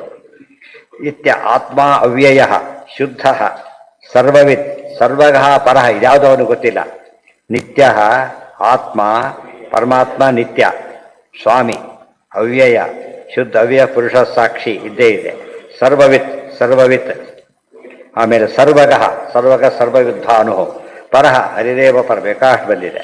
ಎಲ್ಲ ವಿಷ್ಣುವಿನ ಹೆಸರುಗಳೇ. ಧತ್ತೆ ವಾಸಾತ್ಮನೋ ಲಿಂಗಂ. ಆಮೇಲೆ ಏನಿದೆ ಅಲ್ಲಿ ಏನಂತಿದೆ ಪಾಠ? ಆ ಪದ ಬಿಟ್ಟೋಗಿದೆ. ದತ್ತೇ ಸೌ ಆತ್ಮನೋ ಲಿಂಗಂ ಮಾಯೆಯ ವಿಸೃಜನ್ ಗುಣಾನ್. ಪರಮಾತ್ಮ ಯಾವಾಗಲೂ ಕೂಡ ಇಷ್ಟೆಲ್ಲ ಮಾಡ್ತಾನೆ, ತನ್ನ ಲಕ್ಷಣ ತಾನು ಹಾಗೆ ಇಟ್ಕೊಂಡಿರ್ತಾನೆ. ಅಂದರೆ ದೇವರಿಗೆ ಯಾವ ವಿಕಾರನೂ ಇಲ್ಲ ಅಂತ ಅರ್ಥ. ಧತ್ತೇಯ ಸೌ ಆತ್ಮನೋ ಲಿಂಗಂ ಜೀವ ಮನಾದೀನಾಂ ಆಧಾರಂ ಬ್ರಹ್ಮ. ಎಲ್ಲರಿಗೂ ಆಧಾರವಾದವನು ಪರಮಾತ್ಮ. ಜೀವ ಮನಸ್ಸು ಮೊದಲ ಎಲ್ಲದಕ್ಕೂ ಅದಕ್ಕೆ ಆಧಾರ ನಿಲಯ ಧಾತ, ಆಧಾರ ನಿಲಯ ಪರಮಾತ್ಮ. ಅಲ್ಲ ಅಲ್ಲ ಅಲ್ಲ, ಲಿಂಗಂ ಅಂತ ಹೇಳಿದರೆ ಲಕ್ಷಣ ಅಂತ ಅರ್ಥ. ದೇವರ ಲಕ್ಷಣ ಯಾವುದು ಅಂತ ಕೇಳಿದರೆ ಎಲ್ಲರಿಗೂ ಆಧಾರವಾಗಿರೋಕ್ಕೆ ದೇವರ ಲಕ್ಷಣ. ಆ ಪದ ಲಿಂಗ ಆದರೆ ಶಿವ ಅಂತ ಅರ್ಥ ಇದೆ, ಲಿಂಗ ಆದರೆ ಯುಕ್ತಿ ಅಂತ ಅರ್ಥ ಇದೆ. ಯಾವ ಸಮಯದಲ್ಲಿ ಯಾವ್ದು ತಗೋಬೇಕು ಅಂತ ತಗೊಂಡು ಹೇಳಬೇಕು. ಯಥಾ ಅಂಬಸ ಜ್ವಲತ ತರವೋಪಿ ಯಥಾ ಅಂಬಸ ಪ್ರಚಲತ ತರವೋಪಿ ಚಲ ಇವ ಚಕ್ಷುಷಾ ಭ್ರಾಮ್ಯಮಾಣೇನ ದೃಶ್ಯತೆ ಭ್ರಮತಿ ಬಹು. ಏವಂ ಗುಣೈರ್ಭ್ರಾಮ್ಯಮಾಣೆ ಮನಸ್ಸವಿಕಲ ಪುಮಾನ್ ಯಾತಿ ಸಾಮ್ಯತಾಂ ಭದ್ರೇ ಹೆಲಿಂಗೋ ಲಿಂಗವಾನಿವ ಲಿಂಗವಾನಿವ ಜೀವ ಇವ. ಇಲ್ಲಿ ಲಿಂಗ ಅಂದರೆ ಜೀವ, ಯಾಕೆ ಲಿಂಗ ಶರೀರವಾನ್ ಅಂತ ಅರ್ಥ. ಲಿಂಗವಾನ್ ಅಂದರೆ ಲಿಂಗ ಶರೀರ ಉಳ್ಳವ. ಲಕ್ಷ್ಮೀನಾರಾಯಣ ಇಬ್ಬರಿಗೆ ಏನಿಲ್ಲ ಲಿಂಗ ಶರೀರ, ಉಳಿದವರೆಲ್ಲ ಲಿಂಗವಂತರು. ಲಿಂಗವಾನಿವ ಜೀವ ಇವ ಏವಂ ಗುಣೈರ್ಭ್ರಾಮ್ಯಮಾಣೆ. ಅಲ್ಲಿ ವಾಕ್ಯ ಹೇಗಿದೆ ನೋಡಿ. ಯಥಾ ಅಂಬಸ ಪ್ರಚಲತ ತರವೋಪಿ ಚಲ ಇವ ಚಕ್ಷುಷಾ ಭ್ರಾಮ್ಯಮಾಣೇನ ದೃಶ್ಯತೆ ಭ್ರಮತಿ ಬಹು. ಇವೆಲ್ಲ ಇವತ್ತು ಎಲ್ಲರೂ ಅರ್ಥ ಮಾಡ್ಕೊಳ್ಳೋ ಸುಲಭವಾದ ದೃಷ್ಟಾಂತಗಳು. ನೀರಿದೆ, ಪಕ್ಕದಲ್ಲಿ ನೋಡ್ತಾನೆ ಮರಗಳಿದೆ. ಎಷ್ಟು ಚೆನ್ನಾಗಿ ಪ್ರತಿಬಿಂಬ ಇದ್ದಿದೆ ಅಂದರೆ ಮರಗಳು ಅಲ್ಲಿದೆಯೋ ಇಲ್ಲಿದೆಯೋ ಅಷ್ಟು ಕ್ಲಾರಿಟಿ ಇದೆ. ಸ್ವಲ್ಪ ಒಂದು ಕಲ್ಲು ಹಾಕಿಬಿಟ್ಟ, ಶೇಕಾಗ್ಲಿಕ್ಕೆ ಶುರುವಾಯಿತು. ಮರದ ಬಿಲ್ಮನು ಶೇಕಾಗಲಿಕ್ಕೆ ಶುರುವಾಗುತ್ತೆ. ಮರ ಕೂಡ ಅಲ್ಲಾಡ್ದಾಗ ಕಾಣಿಸುತ್ತೆ. ಆ್ಯಕ್ಚುಲಿ ಮರಕ್ಕೇನೂ ಆಗಿಲ್ಲ, ಮರ ಸುಖರಕ್ಷಿದೆ, ಚಂದ್ರ ಸೂರ್ಯ ಅಲ್ಲೇ ಇದ್ದಾರೆ. ಇದು ಸೂರ್ಯ ಕೂಡ ಹೀಗೆ ಶೇಕಾಗ್ತಾ ಇರ್ತಾರೆ. ದೋಷ ಇರೋದು ಎಲ್ಲಿ? ಇಲ್ಲಿ ದೋಷ ಇದೆ, ಅಲ್ಲಿ ದೋಷ ತಿಳ್ಕೊತಾನೆ. ಅಂದರೆ ನಮ್ಮ ಕಣ್ಣಲ್ಲಿ ದೋಷ ಇದ್ದರೆ ಹಳದಿ ಕಾಣುತ್ತೆ. ಹಳದಿ ಯಾವುದು ಹಳದಿ ಇಲ್ಲ, ಅಚ್ಚೆ ಬಿಡಿ ನೋಡಿದ್ರು ಅಚ್ಚೆ ಹಳದಿ ಕಾಣುತ್ತೆ. ಎಲ್ಲಿದೆ ದೋಷ? ಅದು ಕಣ್ಣಲ್ಲಿ. ಇವೆಲ್ಲ ದೇವರು ನಮಗೆ ತೋರಿಸ್ತಾನೆ. ನಮ್ಮ ಕಣ್ಣಲ್ಲಿ ದೋಷ ಇಟ್ಕೊಂಡು ವಸ್ತುವಿನ ದೋಷ ಹೇಳಬಾರ್ದು. ಕೃಷ್ಣ ಮನುಷ್ಯನಂತ ಕಂಡಿದ್ದು ಇವ್ರ ಕಣ್ಣಿಗೆ, ನಿಜವಾಗ್ಲೂ ಕೃಷ್ಣ ಯಾರೋ ದೇವರೇ, ಅಲ್ಲಿಗೆ ಹೇಳ್ತಾರೆ. ಅದೇ ಜೀವರು ಬೇರೆ ದೇಹ ಬೇರೆ. ಮತ್ತು ದೇಹಕ್ಕಾಗದೆಲ್ಲ ಜೀವನಿಗೆ ಆಗತ್ತೆ ಅಂತ ತಿಳ್ಕೊಂಡ್ರೆ ಭ್ರಮೆ. ಅದು ಆಗ್ತಿರೋದು ನೀರಿಗೆ, ಜೀವನಿಗಲ್ಲ. ಇವನು ತಿಳ್ಕೊಂಡಿದ್ದೇನೋ ಜೀವನಿಗೆ ಅಂತ ತಿಳ್ಕೊಬಾರ್ದಾಗಿ. ಚಕ್ಷುಷಾ ನೋಡಿ, ಚಕ್ಷುಷಾ ಭ್ರಾಮ್ಯಮಾಣೇನ, ಭ್ರಮೆ ಕಣ್ಣಿನಲ್ಲಿದೆ, ಅಲ್ಲಿದೆ ಅಂತ ತಿಳ್ಕೊಡ್ತಾರೆ. ದೃಶ್ಯತೆ ಭ್ರಮತಿ ಬಹು. ಈಗ ಟ್ರೈಲು ಹೋಗ್ತಿರ್ತಾರೆ, ಪಕ್ಕ ಎಲ್ಲ ನಮಗಿಂತ ಜೋರಾಗಿ ಭೂಮಿ ಹೋದಾಗ ಕಾಣಿಸುತ್ತೆ. ಗೊತ್ತಾ? ಅರೆ ನಾವು ಸುಮ್ಮನೆ ದುಡ್ಕೊಂಡು ಹತ್ತಿದ್ವಲ್ಲ, ಅದೇ ಹೋಗ್ತಾ ಇದೆ ತರಿಸಿಬಿಡೋದು. ಇಳಿದ್ಬಿಟ್ರೆ ಅಲ್ಲೇ ಇರ್ತಿರ್ತಾರೆ. ಭ್ರಮೆ ನಮಗೆ ಅದೇ ಗೊತ್ತು ಭ್ರಮೆ ಅಂತೇಳಿ. 4 ಟ್ರೈನ್ ನಿಂತಿರ್ತವೆ, ಪಕ್ಕ ಟ್ರೈನ್ ನಮ್ಮ ಟ್ರೈನ್ ಹೋದಾಗ ಕಾಣಿಸುತ್ತೆ. ಗೊತ್ತಾಯ್ತಾ? ಆಮೇಲೆ ಈ ಕಡೆ ಹೊಡೆದ್ರೆ ಹೋಗೋದ್ರೆ, ಈ ಕಡೆ ಹೊಡೆದ್ರೆ ಹೋಗುತ್ತೆ. ನಿಂತ ಟ್ರೈನ್ ಪಕ್ಕ ನಿಂತಾಗ ಕಾಣುತ್ತೆ. ಹೋಗೋ ಟ್ರೈನ್ ಬಗ್ಗೆ ನಮ್ದು ಹೋಗುತ್ತೋ ಅವ್ರದ್ದು ಹೋಗುತ್ತೋ ಗೊತ್ತಾಗೋದಿಲ್ಲ. ಭ್ರಮೆ ಹುಟ್ಟುತ್ತೆ. ಆ ಭ್ರಮೆಯನ್ನು ಸರಿ ಮಾಡ್ಕೋಬೇಕು. ಎಲ್ಲ ಶಾಸ್ತ್ರ ದೃಷ್ಟಿಯಲ್ಲೇ ಸ್ಪಷ್ಟ ಬಂದಿರೋದು. ಸರಿ ಮಾಡೋಕ್ಕೋದ್ರೆ ಏನು ಮಾಡಬೇಕಾಗ? ಜ್ಞಾನ ಬೇಕಾದ್ರೆ. ಜ್ಞಾನ ಬಂದು ಅದೇ ರೀತಿ ಜ್ಞಾನ ಬಂದಾಗ ದೋಷ ನಮ್ಮಲ್ಲಿದೆ ಹೊರತು ಯಾರಲ್ಲಿಲ್ಲ, ದೇವರಲ್ಲಿಲ್ಲ ಅಂತ ಗಟ್ಟಿಯಾಗುತ್ತೆ. ಆಗ ದೇವ್ರ ನಿರ್ದೋಷ ತಿಳ್ಕೊತಾ ಹೋದಂತೆ ಏನಾಯ್ತಾಗ ಅದು ಬಿಡುಗಡೆ ಕಾರಣ ಆಗುತ್ತೆ. ಏವಂ ಗುಣೈರ್ಭ್ರಾಮ್ಯಮಾಣೆ ಮನಸ್ಸವಿಕ. ಗುಣೈಹಿ ಅಂದರೆ ಸತ್ವಗುಣ, ರಜೋಗುಣ, ತಮೋಗುಣ. ಇವುಗಳ ಪ್ರಭಾವದಿಂದ ಮನಸ್ಸು ಭ್ರಮೆಗೊಳಗಾಗತ್ತೆ. ಯಾತಿತ ಸಾಮ್ಯತಾಂ ಭದ್ರೇ ಶಲಿಂಗೋ ಲಿಂಗವಾನಿವ. ಕೆಲವು ಪದಾರ್ಥ ತಿಂದರೆ ತಲೆ ಸುತ್ತು ಬರುತ್ತೆ, ಗೊತ್ತಲ್ಲ ಯಾತಕ್ಕೆ? ದೋಷ ತಿಂದದ್ದು, ಆಹಾರದ ದೋಷ ಅಲ್ಲಿ ಕ್ರಿಯೇಟ್ ಆಗುತ್ತೆ. ಗೊತ್ತಾಯ್ತಾ? 2 ಬಾರಿ ತಿಂದುಬಿಡಿ, ತಬಕ್ಕದ ಬಿಡ್ಕೊಂಡ್ಬಿಡ್ಬಿಡ್ತ. ಗೊತ್ತಾಯ್ತಾ? ಹುಷಾರತ್ತು ಔಷಧಿ ಇದ್ದಾಗ, ಔಷಧಿ ಓವರ್ ಡೋಸ್ ಆಗಬಾರದಲ್ಲ. ಹಾಗೆ ಅದಕ್ಕೆ ವರ್ಷಕ್ಕೆ 1 ದಿವಸ ಇಲ್ಲ ಕೇಳಿದ್ದಾರೆ, ದಿವಸ ತಿಂದರದ್ದು ಕೆಟ್ಟೋಗುತ್ತೆ. ಅವತ್ತುಗಳು ಚವಟಿದ್ದಲ್ಲಾಗಿಲ್ಲ, ಸೋಪ್ ತಿಂದ್ರೆ ಸಾಕು. ಎಷ್ಟು ದೋಷ ಪರಿಹಾರಕ್ಕೆ ಅಷ್ಟು. ಯಾತಿ ತತ್ ಸಾಮ್ಯತಾಂ ಭದ್ರೇ ಶಲಿಂಗೋ ಲಿಂಗವಾನಿವ. ಹೀಗೆ ಗುಣಗಳೆಲ್ಲ ಭ್ರಾಮ್ಯಮಾಣನಾಗಿದ್ದಾನೆ. ಗುಣಾತೀತನಾಗಿಬಿಟ್ರೆ ಏನು ಸಮಸ್ಯೆ ಇಲ್ಲ. ಅದಕ್ಕೆ ಗುಣಾತೀತನಾಗಬೇಕು. ಮೊದಲು ಗುಣಾತೀತನಾಗಿ ಬರೋದು, ಸತ್ವಗುಣ ಫಸ್ಟ್ ಬರಬೇಕು, ಆಮೇಲೆ ಗುಣಾತೀತನಾಗಬೇಕು. ಇದು ಭಾರಿ ಸ್ವಾರಸ್ಯ. ಸರಿಯಾಗಿ ಯೋಚನೆ ಮಾಡಿದರೆ ಲಿಂಗವಾನಿವ ದೃಶ್ಯತೆ. ಅಸಮಂ ಸಮತಾಮೇತಿ ಭ್ರಾಂತಿ ದೃಷ್ಟೈವ ಕೇವಲಂ ಜೀವೇನ ಬ್ರಹ್ಮ ರಸಮಂ ತತ್ವದೃಷ್ಟ್ಯಾ ಕಥಂಚನ ಐತಿ ಷಾಡ್ಗುಣ್ಯ. ನಾವು ಜೀವ ಸಮ ಅಂತ ತಿಳ್ಕೊಂಡ್ಬಿಡೋದು, ಇದು ಭ್ರಮೆ. ನಾವೇ ದೇವರು ಅಂತ ತಿಳ್ಕೊಳ್ಳೋದು ಭ್ರಮೆ. ದೇವರು ಇಲ್ಲ ಅಂತ ತಿಳ್ಕೊಳ್ಳೋದು ಮತ್ತೆ ಭ್ರಮೆ. ಇವೆಲ್ಲ ಭ್ರಮೆಗಳನ್ನು ಕಳ್ಕೋಬೇಕು ನಾವೇ. ಅಂಥ ಭ್ರಮೆ ಹುಟ್ಟಿಸೋರ ಸಂಖ್ಯೆ ಜಾಸ್ತಿ ಇರುತ್ತೆ.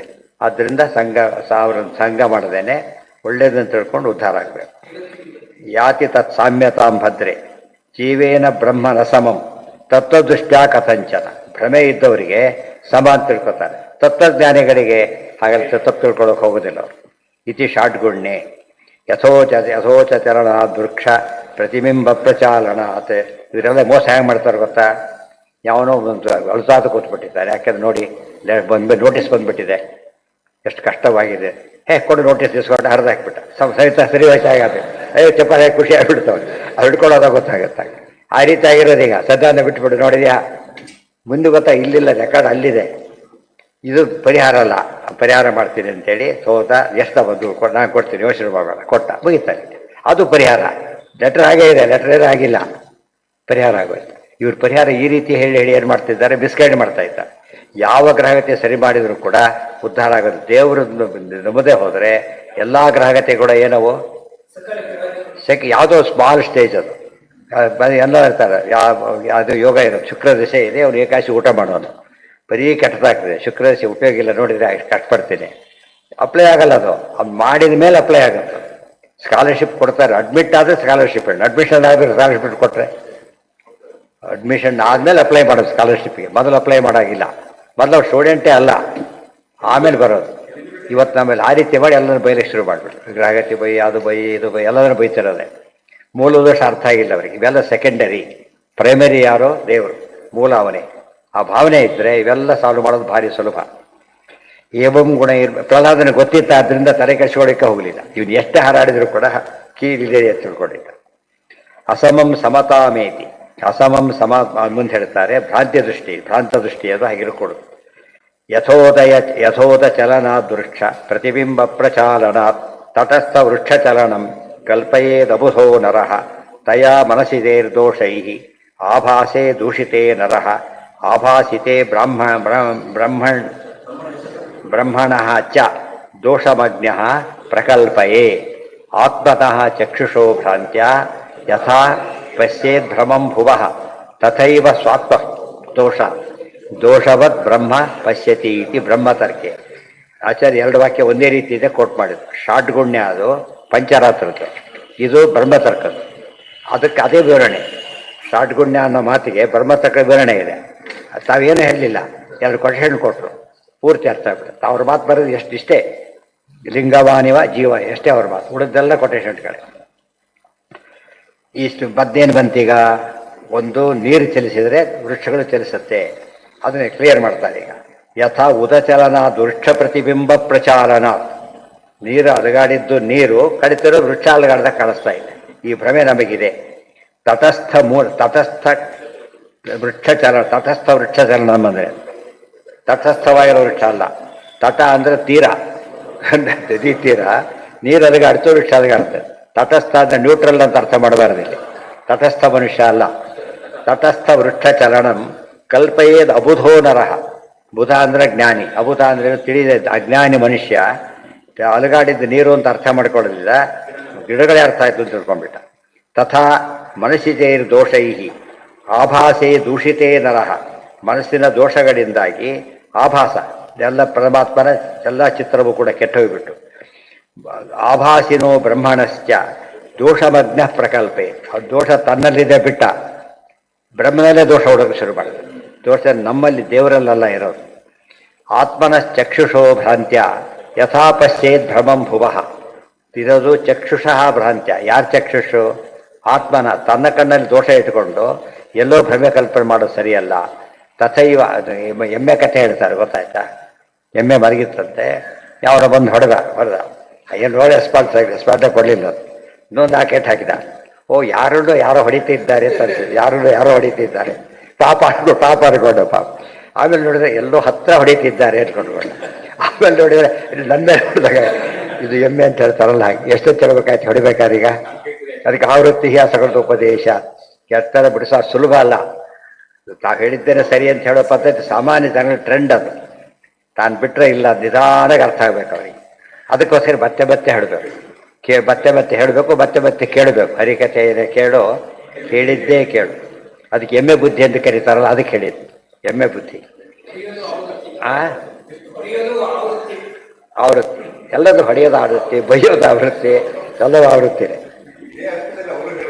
ಯಾರು ಊಟ ಮಾಡ್ಕೋತಾರೆ ಅದೇ ಅದೇ ಅಲ್ಲ, ಹೇಗೆ ಗೊತ್ತಾ, ಅವ್ರು ಹಠ ಅಂದರೆ ಹಠಮಾರಿಗಳ ದುರ್ಯೋಧನ ಹಾಗೆ ಅರ್ಥ ಮಾಡ್ಕೋ. ಸಾಯ್ಬೇಕಾದ್ರೆ ಹಾಗೆ ಹೇಳಿದ್ರು, ಕೃಷ್ಣ ನೀನೇ ಪರಮ ಪಾಪಿ, ನನ್ನಂತ ಪುಣ್ಯವಂತನೇ ಇಲ್ಲ.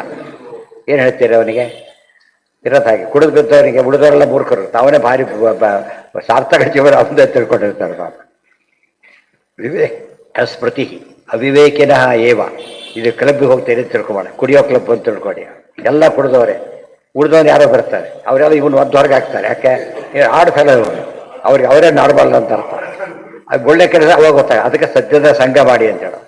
ಎಲ್ಲ ಹೋಗ್ಬಿಟ್ಟು ಕ್ಲಬ್ಗೆ ಹೋಗಿ ನಮಗೆ ಬಡಿಬಿಟ್ಟು ಆಗಲಿಲ್ಲ ಅಂದರೆ ಅಲ್ಲಿಗೆ ಯಾಕೆ ಹೋದಿ ಫಸ್ಟ್ ಈಗ ಬಡಿ ಮಾಡಿ ಬೋರ್ಡ್ ಹಾಕಿದಾರ ತಪ್ಪ. ಇಲ್ಲಿ ಹೋಗಿ ಆಗಲಿಲ್ಲ ಅಂದರೆ ಅರ್ಥ ಇದೆ. ಅದಕ್ಕೆ ಅಲ್ಲೆಲ್ಲಿ ಹೋಗಲೇಬಾರ್ದು ಫಸ್ಟ್.